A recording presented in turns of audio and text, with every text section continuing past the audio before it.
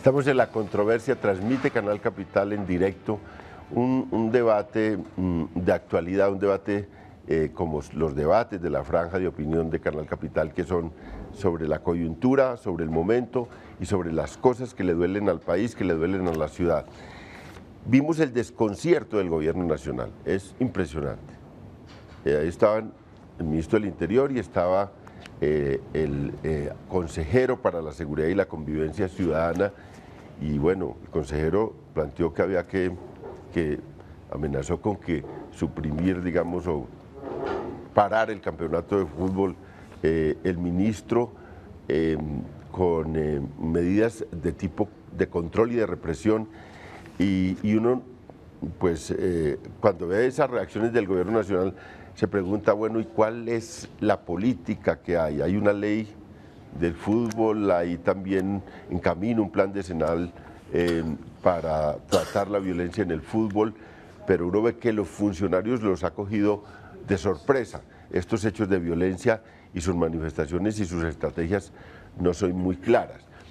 Ese es un lío que vamos a analizar acá, y vamos a empezar este análisis sobre todo con el ejemplo, con Alexander, porque entiendo cómo hacen ustedes. Las barras son una cosa grande, las barras son un poder enorme, barras de 3.000, de 5.000, de 10.000 jóvenes en un mundo de pasiones como es el fútbol, y en el caso colombiano esto no va a minorar la pasión sobre el fútbol. Ahora tenemos una selección que es muy posible que clasifique o que ya está casi clasificada al Mundial. Esto va a traer una ola de emociones en el fútbol. Tenemos jugadores en las ligas, en las principales ligas del mundo, jugadores que además irradian, digamos, un liderazgo sobre la juventud y una pasión sobre la juventud. Estamos viendo fútbol del mundo hoy en Colombia, y ya incluso nuestras pasiones traspasan las fronteras. Nosotros tenemos aquí pasiones por equipos europeos, hay hinchas furibundos del Barça, del Real, del Chelsea, del Manchester United. Bueno, yo tengo mi hinchada también por equipos argentinos. He tenido una relación en los últimos años con Argentina, y tenía una relación muy vieja porque mi equipo, el Deportivo Independiente de Medellín, trajo muchos argentinos. Cuando empezaron a venir los argentinos acá a Colombia, el director técnico de la selección colombiana fue de mi equipo, del Independiente Medellín, de manera que vamos a seguir con eso. Pero ¿cómo es el ejemplo? ¿Cómo hacen ustedes para evitar fenómenos de violencia? ¿Cómo ha controlado en esta barra que usted lidera estos fenómenos de violencia? ¿Qué podemos decirle a estos gobernantes que están tan desconcertados? Pues primero que todo, las cosas se arreglan hablando, ¿sí? Nosotros somos una barra, se llama la barra Blue Rain, tenemos más o menos 4.000 miembros. Nuestra barra está dividida en 30 parches, ¿sí? O sea, 30 grupos diferentes a nivel de toda Bogotá. Cada parche tiene su jefe, ¿sí? Y todo lo que pasa en ese grupo, ¿sí? Llámese como se llame, tiene que ver con su jefe, ¿sí? Entonces nosotros nos reunimos los jefes, hablamos, planeamos lo que vamos a hacer entre semana, las actividades que tenemos, los partidos que tenemos pendientes, si tenemos que viajar, si nos dejan viajar, si nos tenemos que quedar, cómo vamos a organizar la fiesta y eso. Y a través de las microempresas, sí, que nosotros mismos hemos creado, porque hasta ahorita es que nos están empezando a apoyar las diferentes alcaldías, las diferentes localidades, hemos tratado de tener a los muchachos ocupados, ¿sí? O sea, uno de los mayores generadores de violencia, pienso yo, es la falta de ocupación, la falta de tener qué hacer, ¿sí? Porque son muchachos que no estudian, son muchachos que no trabajan, porque no tienen oportunidades de ninguna de las dos, son muchachos que todo el día van a estar mirando a ver a quién, o qué hacen, y fuera de eso no tienen un peso, pues miran a ver, ya la mamá no tiene, entonces miran a ver a quién cogen afuera. Entonces las faltas de oportunidades en esta ciudad son las que en realidad son las que están generando la violencia, porque la gente no tiene nada que hacer, y al no tener nada que hacer, pues busca a ver cómo se desenvuelve, cómo se consigue su plata. Si es un hincha de un equipo, entonces mira a ver cómo consigue para la boleta. Entonces son muchas cosas, hay muchos factores. Pero lo que dice el doctor es la verdad, tenemos que escudriñar porque es que esto tiene un trasfondo que va mucho más abajo. Bernardo, ¿cómo ve usted el desconcierto del gobierno nacional? Tampoco uno siente que en el gobierno distrital haya, digamos, una estrategia y unas políticas. Y aquí en el momento de la pausa se hablaba de la carga que hay sobre la policía, las dificultades que tiene la policía para controlar estos fenómenos de violencia y cómo van quedando como los responsables del tema cuando hay un tema político muy profundo ahí.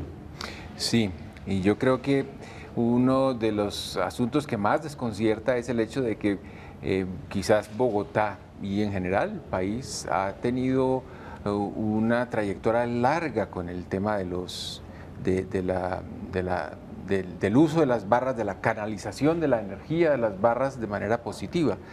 Esa no es una reflexión que esté comenzando en este momento. Desde los años 90 y a principios de la década de 2000 hubo mucha discusión en torno al tema.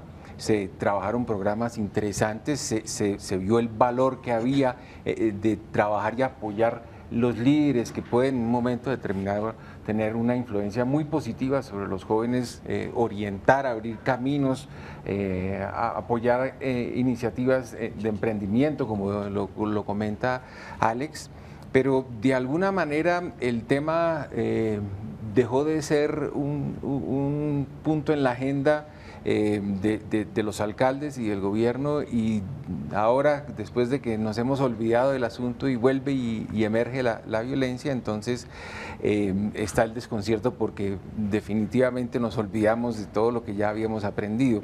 Esa es una tragedia que tiene esta sociedad, del hecho de que hace esfuerzos importantes como los que se han hecho aquí en Bogotá con programas como el de Goles en Paz, pero no solamente con Goles en Paz, con iniciativas de las mismas barras, con iniciativas como las fundaciones y sin embargo en un momento determinado a la hora de tomar decisiones acerca de qué hacer desde lo público se encierran y de alguna manera aíslan de quienes tienen la experiencia, de quienes tienen el conocimiento, de quienes tienen la trayectoria y que muy probablemente podrían dar orientaciones prácticas que evitarían cometer los ridículos que se vieron en la introducción al programa. Sí, hay en el gobierno nacional, bueno, tanta gente está implicada, la DIMAYOR, el gobierno nacional, la ciudadanía, los alcaldes locales, la ciudadanía a través de fundaciones, pero Tiempo de Fuego, que es una experiencia, dices tú ya 7 años. 7 años. 7 años de Tiempo de Fuego. ¿Qué puede decirles al gobierno nacional, al gobierno distrital y a la misma sociedad del tema? Porque, bueno, me dice, entiendo que Andrés también está tratando de colaborar con el gobierno nacional en el plan decenal, que va a hacer sus aportes allí, pero que apenas está empezando a hacerlo. ¿Qué enseña Tiempo de Fuego? Pues, sin duda la experiencia y el impacto que ha tenido Tiempo de Juego es que se empoderó a la comunidad. Es que es una propuesta incluyente, es una propuesta que genera proyectos de vida en los jóvenes, que les abre el imaginario a los jóvenes de la vida. El barrista muchas veces le pasa que como no tiene acceso a la educación, como posiblemente no puede ir a cine, no puede leer un libro, su único imaginario se centra en una dinámica de violencia en donde te dicen hay que eliminar a tu rival. Si no tienes otras oportunidades, si no te están ofreciendo otras oportunidades, te riges ante esa, pero si se les presentan otros espacios, si los líderes de las barras les dicen vamos a hacer una unidad productiva, vamos a llevarles mercados a las madres como hacen los de Millonarios, vamos a hacer un colectivo de comunicaciones como hace la Barra del Nacional, empiezan a generar una fuerza que sin duda da buenos resultados. Eso fue lo que hizo Tiempo de Juego. Utilizó el fútbol como excusa, utilizó el fútbol como una herramienta de generación de valores. Los chicos empezaron a copiarle a la historia, a querer que sus sueños fueran convertirse en futbolista profesional o en periodista deportivo o en entrenador, y ahí empezaron a crecer y empezaron a alejarse de la violencia que estaba a su alrededor en un lugar tan vulnerable como Casucá o las faldas de la Popa en Cartagena. Juan Carlos, ahora, entiendo que hay una preocupación también en el Consejo por el asunto. ¿Qué reflexiones se han hecho desde el Consejo de Bogotá sobre estos últimos acontecimientos? Si hay también un llamado de atención al gobierno distrital, un llamado de atención al gobierno nacional. ¿Cómo se está moviendo el entramado político frente a esta cosa tan dolorosa como es la violencia en el fútbol? León, yo creo que hay que decirlo con franqueza y sinceridad. La clase política colombiana hoy, en prácticamente todas sus vertientes, está completamente de espaldas a los jóvenes. Yo creo que hay un divorcio, pues hay un divorcio con amplios sectores de la sociedad, hay un divorcio con el campesinado del país, para citar lo que todos vivimos.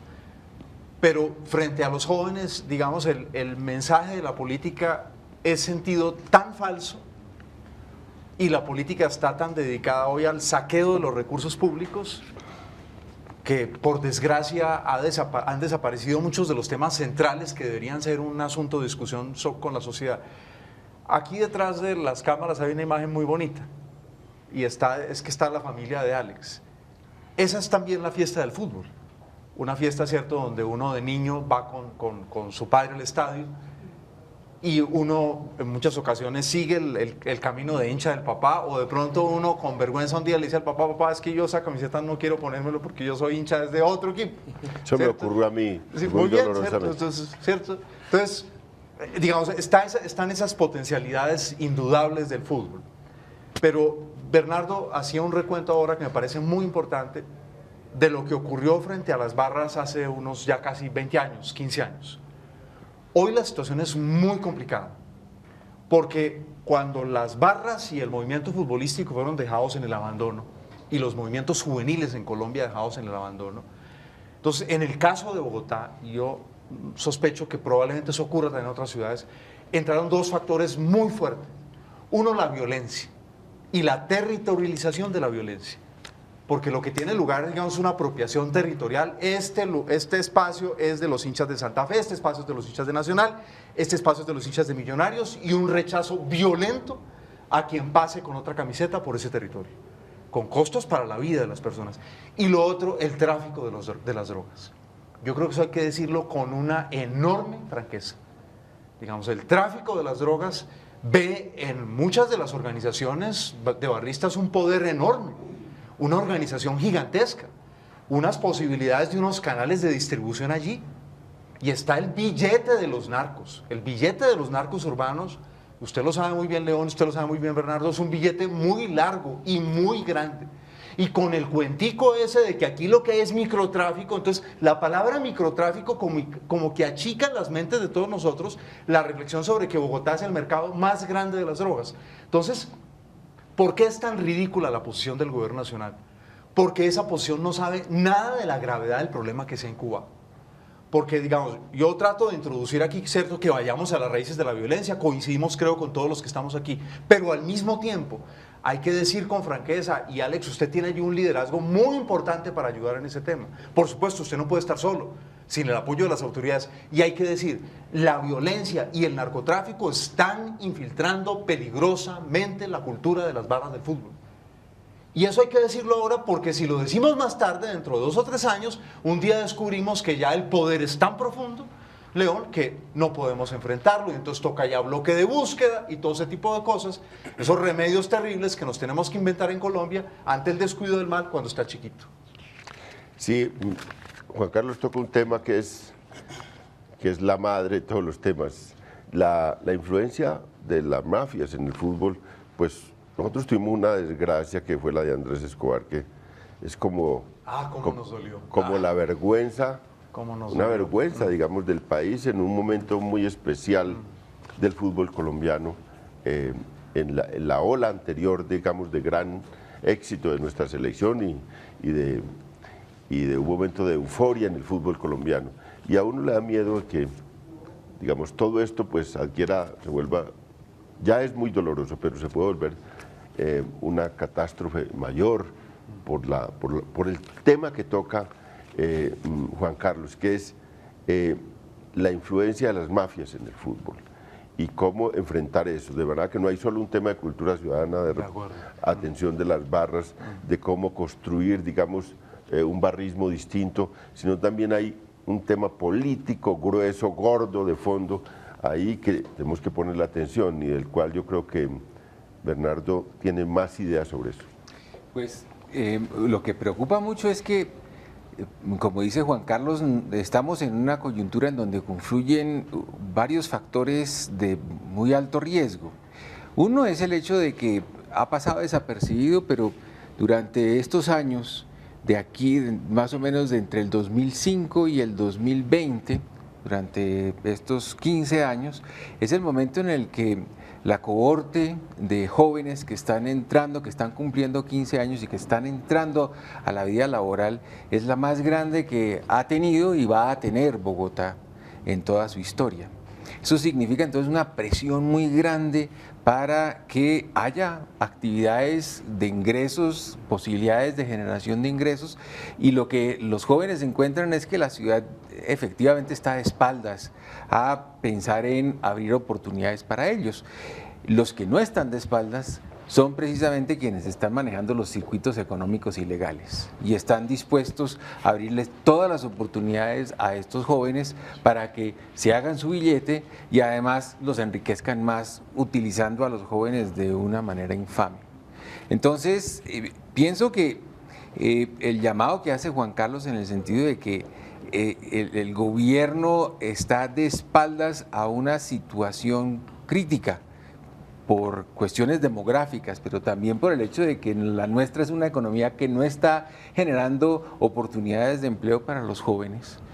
Lo que está generando son posibilidades de vender minutos en la calle o vender drogas o prestarse para hacer vueltas que finalmente generan unos ingresos pero no ofrecen una ruta, un camino para la vida.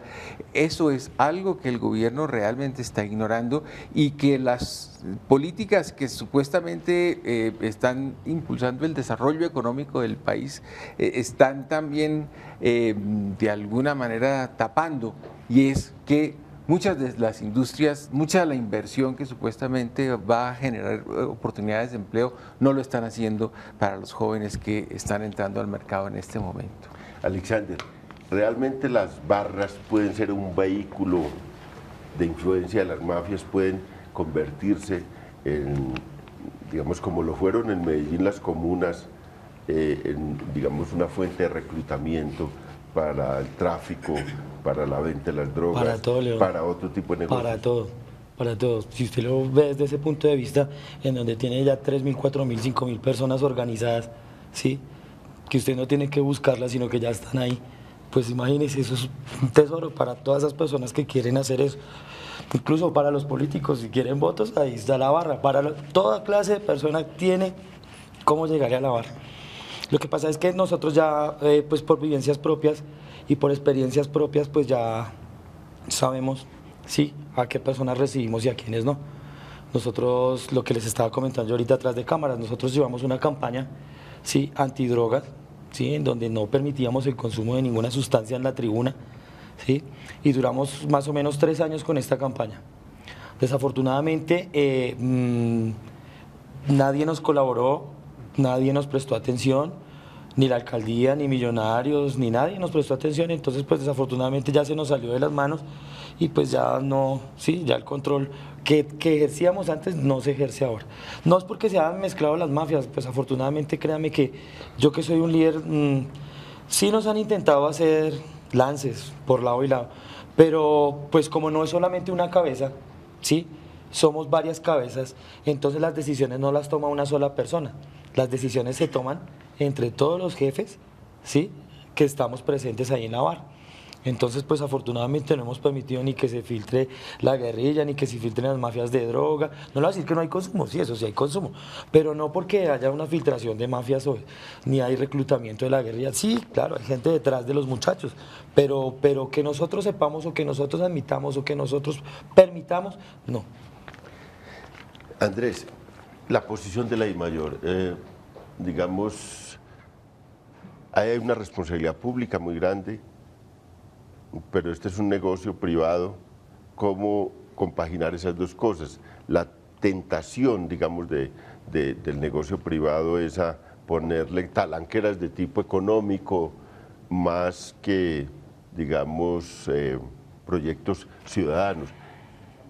¿Cómo describiría usted la posición de la DIMAYOR y del sector privado? Yo siento que su modelo de negocio obviamente es respetable, además se rigen bajo una política privada que tienen ellos, pero digamos la problemática del país ha sido la exclusión de personas que no tienen acceso a diferentes oportunidades y las políticas en las que ellos quieren subirle el precio a las boletas, en las películas en que ellos quieren actuar represivamente, yo creo que asentarían la violencia. Si vemos la violencia ya no se ve en el estadio, se ve en los barrios. ¿Qué cambia que los chicos no puedan pagar su boleta para entrar al estadio? Va a ser peor. Ellos van a buscar otras dinámicas para encontrarse alrededor de su pasión, que es el fútbol, que es el deporte, que es el amor por su camiseta. Además, defiendo totalmente el estilo de vida de un barrista porque es un estilo alrededor de la música, alrededor de acompañar a su equipo por el país, por Latinoamérica. Entonces, me parece que está totalmente equivocado en el momento que quieren hacer una política de negocio y de exclusión hacia los barristas. Bueno, vamos a una pausa y cuando volvamos vamos a analizar realmente política por política, tanto del gobierno nacional, distrital y del mundo privado, y qué críticas le hacemos a eso, pero también qué aportes podríamos hacerles desde un programa hecho para buscar un camino para detener la violencia en el fútbol y para crear, digamos, un ambiente distinto, un ambiente de recreación y de pasión y de amor, pero un ambiente menos atravesado por esta dura violencia que hemos visto en los últimos días en Bogotá y en el país. Vamos a una pausa.